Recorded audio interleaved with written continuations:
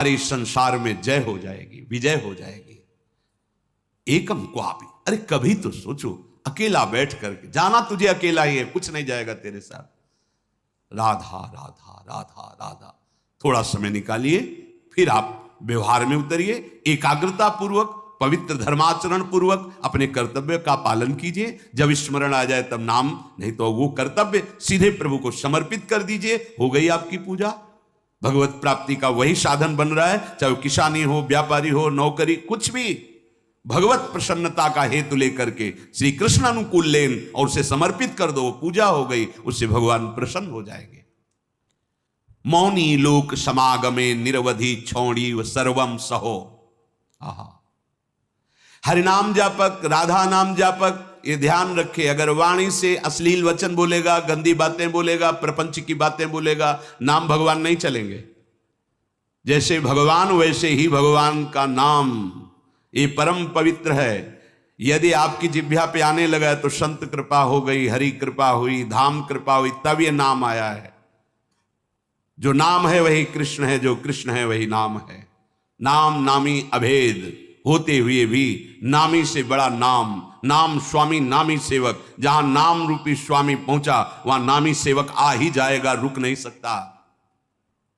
मौनी लोक समागमे, जब ऐसे लोग मिले जो प्रपंची हैं, गंदी बातों में लगाते हैं, तो मौनी लोक समागमे, ऐसे लोक में समागम प्राप्त होने पर मौन हो जाओ, नाम पर ध्यान दो। नहीं, वो नाम छुटाने के लिए माया ने अपने पार्षद भेजे हैं।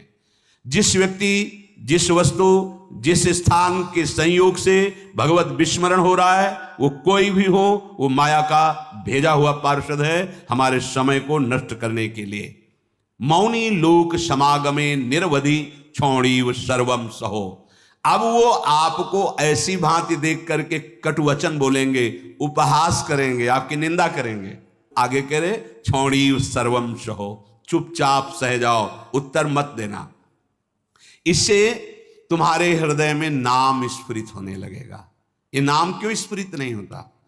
कहीं ना कहीं हमारे हृदय में अभिमान है, कुसंग का महत्व है, सहनशीलता नहीं है, इसीलिए नाम छूट जाता है।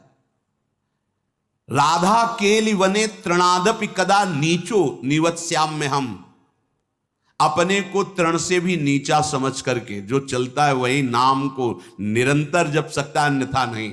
महाप्रभु चैतन्य देव ने भी कहा है तृणादपि सुनीचेन, सेवक जी महाराज ने भी कहा है तृणते नीच अपनपो का है। प्रबोधानंद पाद जी कह रहे तृणादपि कदा नीचो निवत्स्याम्य, हम, मैं अपने को तृण से भी नीच समझकर कब निवास करूंगा वृंदावन में।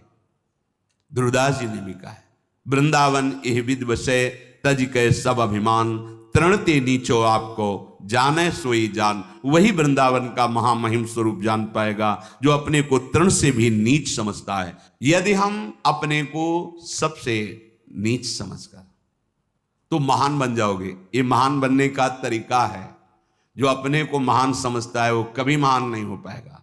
जो अपने में दैन्यता लाता है वो महान बन जाता है। जैसे जहां ढलान होती, खालीपन होता है, वही जल आकर के चारों तरफ से रुक जाता है। ऐसे ही सद्गुण, प्रेम, दैवी संपदा, ये उसी के हृदय में आके विराजमान होती है जिसका हृदय दैन्य होता है। अमानी ना मान देना, दूसरों को मान देना, स्वयं अमानी रहना, हर बात को सहन कर जाना, तनिक भी विक्षेप न मानना, निरंतर नाम जप करना, दैन्य भाव रखना, सुमति बढ़ाने के लिए परिस्त्री संग नहीं करना, ऐसे पुरुषों का संग नहीं करना जो हमारे हृदय की निष्ठा को भोगों के लिए प्रेरित कर दें।